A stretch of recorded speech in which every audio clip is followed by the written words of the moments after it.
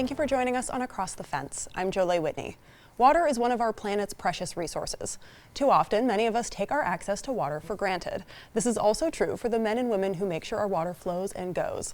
Water operators handle drinking water and wastewater, and according to the U.S. Department of Labor's Bureau of Labor Statistics, nearly 10% of water operators are aging out and will need to be replaced if the water is going to continue to flow. The Vermont Rural Water Apprenticeship Program is designed to train new hires at drinking water and wastewater facilities across the state.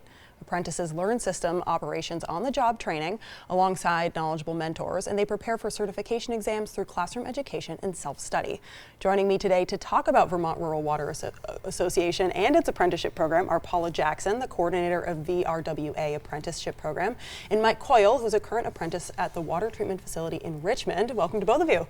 Thank you. Thank you. Thanks for having us. Yes. We're happy to have you. Yeah. And Paula, let's start with you. How many people are participating in this program? Right now we have 17. We have 12 in the water program and 5 in the wastewater section. Sure, and those are separate programs? They are. Water and wastewater are totally separate things.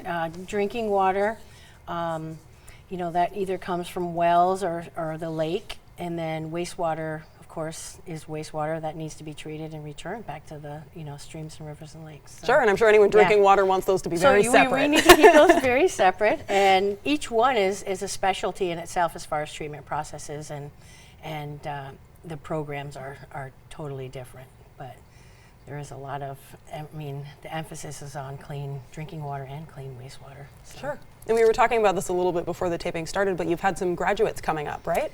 Yes, we have 5 graduates coming up the next month, and hopefully in the next we'll be starting recruitment. We've never advertised at this point because we want to maintain the quality of the program and build it slow enough so that everybody has that quality experience. But now I think we're ready to ramp it up, and hopefully by 2025 have 25 apprentices. So that's what I'm hoping for next year. Great. And of your graduates, it's men and women, isn't that right? Yes, we had 3 women. That's there's not very many women in this field, so it's really hard to recruit. And I think one of the main problems is a lot of people don't even realize this job exists. So we're trying to get into tech centers and really kind of, tell people about our field and how good it is. And we need good people to really help with the environmental issues and give back to their towns and be a part of, the community and everything. So that's what we're hoping for. Sure, and someone who can actually speak to the program itself. Mike, you're in the apprenticeship program now. How did you get involved? I am. Actually, I got involved past job I was working. I was nearing the end, and I've always been in community service driven. And to me, this is part of a community service job, protecting others via drinking water. Sure. And how long have you been doing it? Just about a year. This program is airing during National Apprentice Week, which is November 17th to 23rd. And I know that's not really something that we talk about a lot, but can you talk about the need for water workforce, especially in Vermont? Yeah, like as you said in the beginning, we're aging out in the workforce, and we're not getting people, into the field like we used to. Like I said, one of the main reasons is I don't think that a lot of people know about this field, and it's a very hard field. Once you get in, you have to learn microbiology, chemistry, treatment processes. You have to learn maintenance. So there's a lot to it. It's not just, going in and doing one task. It's the right, people have to really put a lot of time into it compared to other careers, which, you can go into a job and just work. But this, you have to work towards getting certifications, and there's just a lot to learn. Yeah. So every day. And so, getting the word out that we need people in this field is what we're trying to do. And we're trying to do that through tech centers, but a lot of times we get people like Mike who are looking for that second career, and it's a good fit from what he's done in his past, So it's not just recent grads in the program? No, it's not, no. But we're trying to, like I said, getting in, go to job fairs and stuff like that, and trying to get the word out. But it's really hard to compete with firefighters and police. We're like, oh, come work at a wastewater treatment plant. Sure. So we're trying to recruit younger generations, through the tech centers and across Vermont and stuff. And Mike, as somebody who's working in the career, how's the pay? Fair. It's not as much as what I was making. Sure. But you got to add benefits in with that as well. And then an increase every so many months during the training period in hopes that the town and municipality that you're working for sees the value in you and the work that you do and pays you well to keep you around. Sure. It's not just the pay that the aspect is, it's the day-to-day work. Like Paula alluded to, you're going in, you're doing your pH testing, your chlorine, your whatever your system may have, your fluoridation, and those all have to be in a certain realm, so to speak. And then you have the plan of the day, and something breaks down. And are you going to fix it yourself, or are you going to make a phone call? Do you have to make a phone call to your town manager? Do you have to make a phone call to the state? Is there going to need to be a water boil notice because of what happened? All those things are going through your brain. You almost have to be 3 steps ahead every day of what you think you want to do. So this is far from just a physical job. There's Absolutely. a lot of mental component to it. Absolutely. Yeah. And to kind of build on the boil water, or kind of communicating the public service aspect of that, this is very much a public health concern, isn't it? Yes, it is. 100%. Yes. Drinking water, yes, people can get sick if it's not done right. So that's why this apprenticeship program is so important. It teaches them, 2 years worth of, they get 288 hours of training credits, and then they get the on-the-job training. And the most important aspect in drinking water is just providing safe drinking water to everybody. And I don't think the public realizes that so much, that it takes a lot to make that happen. I mean, everybody sees water as, oh, there's water everywhere. But in order to put out good, safe drinking water, it takes a lot. And now with climate change flooding events, it's getting more and more, like Mike said, you go with a plan for the day and something goes wrong, we'll now throw in flooding and trying to mitigate for next time so that it doesn't happen. And so there's a lot more to it now. As far as coming into this field, you're not only having to learn all the processes and stuff, but you're also having to try to get ahead of climate change to protect public health. Yeah, and Mike, you were saying Absolutely. before the taping, you actually have been working at a water treatment facility, or is it a...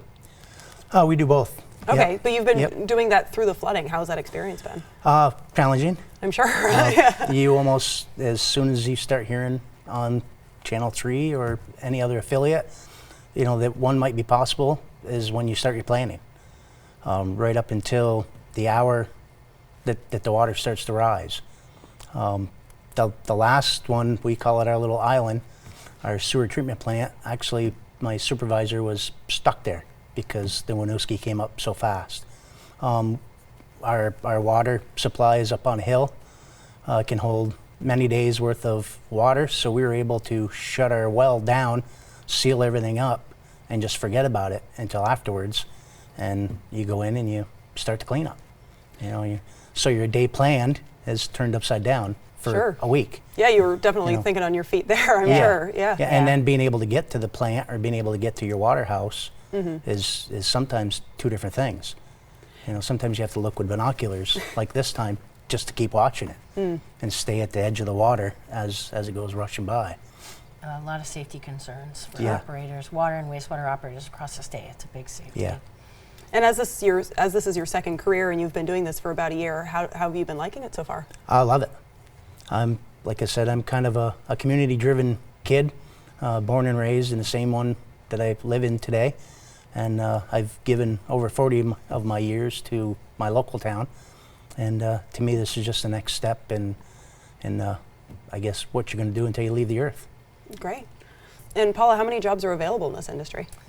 Right now, it's hard to say. I'd say just off the top of my head, at least 20 probably across the state. Probably more than that. We don't so much as place apprentices. We do try to help them find facilities to work at, but over the last 4 or 5 years, I've noticed that we're filling the positions. People are actually coming into them, and we're getting more recruits and more apprentices.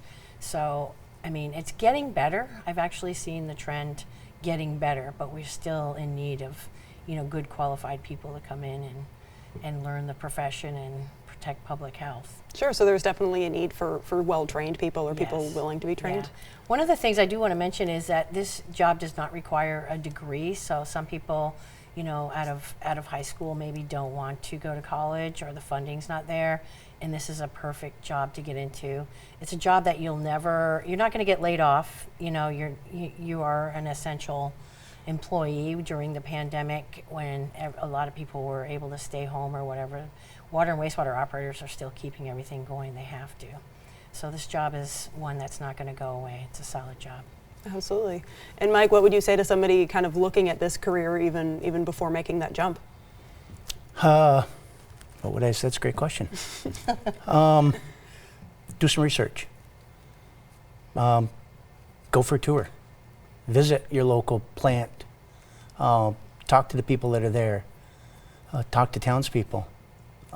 You're going to see in their faces how proud it makes them feel, just showing up and talking to them. Because we're kind of like the guys and gals in the shadows, like the shadow warrior, so to speak. You know, it's not a lot of pat on the back except for each other because you did a good thing. Sure. So I would say visit, do good in school because you don't need a college degree, but you need to know math and you need to be able to figure things out mechanically.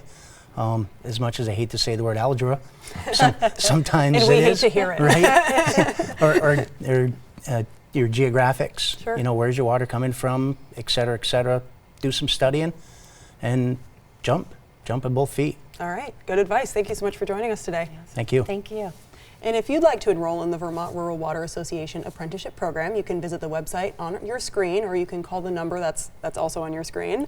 And we'll leave that information up for a while I also tell you about the website that's there. That's a great resource for anyone living in a rural area who needs contact information, technical assistance, and any information about who to reach out to in case of an emergency.